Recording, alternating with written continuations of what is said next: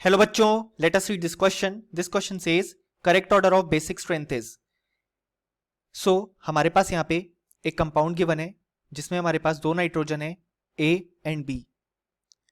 सो यहाँ पे इन्हीं की हमारे पास बेसिक स्ट्रेंथ का करेक्ट ऑर्डर पूछा गया है और हमारे पास ऑप्शन है option A greater than B, option B greater than A, option C A is equal to B, option B much greater than A.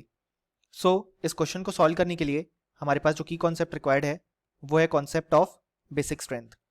अब यहाँ पे जो हमारे पास नाइट्रोजन कंटेनिंग कंपाउंड्स हैं उसमें जो बेसिक स्ट्रेंथ होती है वो होती है हमारे पास directly proportional to the ability to donate lone pair. यानी कि जो नाइट्रोजन एटम यहाँ पे लोन पेयर डोनेटिंग एबिलिटी ज्यादा रखता है वो यहाँ पे ज्यादा बेसिक होगा, यानी कि उसकी बेसिक स्ट्रेंथ ज्यादा होगी. अब अगर हम यहाँ पे हमारा कंपाउंड देखें तो वो कुछ इस तरीके से हम ड्रॉ कर सकते हैं. यहाँ पे NH2 प्रेजेंट है, देन इस तरीके से यहाँ पे बेंजीन सेगमेंट प्रेजेंट है. सो यहाँ पे इस नाइट्रोजन के पास लोन पेयर है और इस नाइट्रोजन के पास भी लोन पेयर है. अब जो ये वाला लोन पेयर है वो यहाँ पे इन्वॉल्व है रेजोनेंस में विद दी बेंजीन रिंग, या बेसिकली विद दी रिंग.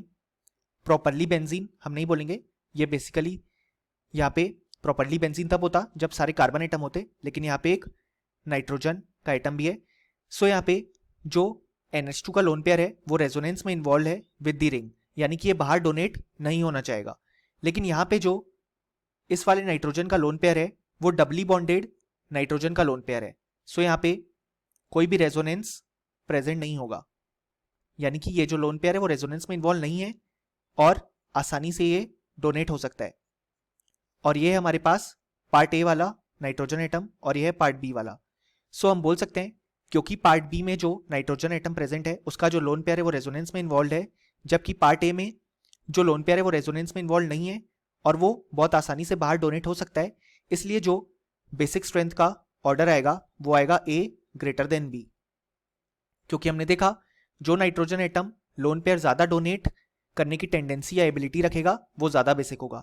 सो यहाँ पे जो करेक्ट आंसर होगा वो होगा option A, that is A greater than B.